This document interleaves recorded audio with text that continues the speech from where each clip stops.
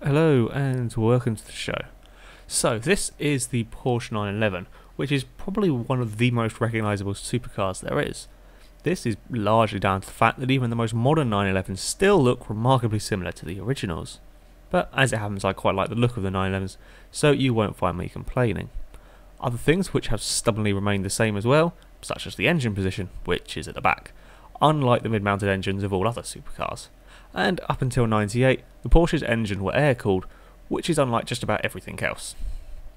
This model is the Sport Classic, which is sort of a tribute to the many generations of 911. With its retro wing and retro wheels, it certainly looks the part, but at 240,000 credits, it's not exactly cheap. It is in fact the same price as the much faster 911 GT2 RS.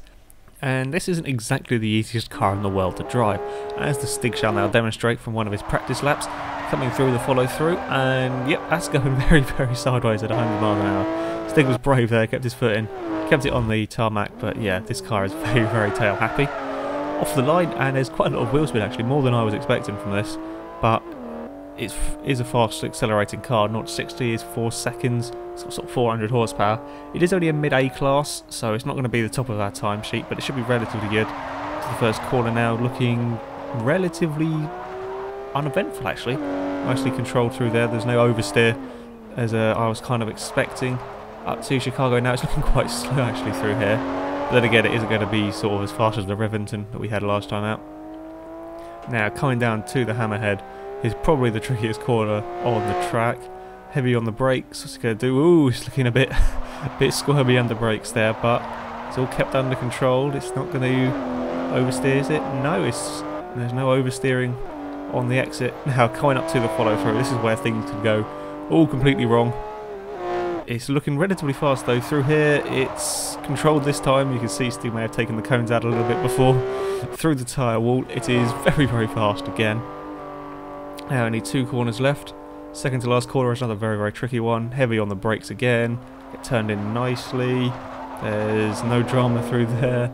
And the last corner, what's it going to look like? It's understeering a little bit actually out there. Across the bump and across the line. And there's another video with the replay ending there. Now, the 911 did a lap time of 1:18.5, which puts it just fractionally behind the Ford GT. It's not a bad lap time. It's sort of around roughly where the PI of the car would put it. It's a bit faster than the Peugeot, the Spikers. It's a tricky car to drive, I have to be honest. And for the sort of money that it costs, I would probably go for the much faster other 911s. And the GT2 RS is a very quick car and much easier to drive than this one.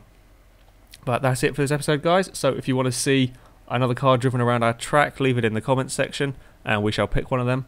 But until next time, goodbye.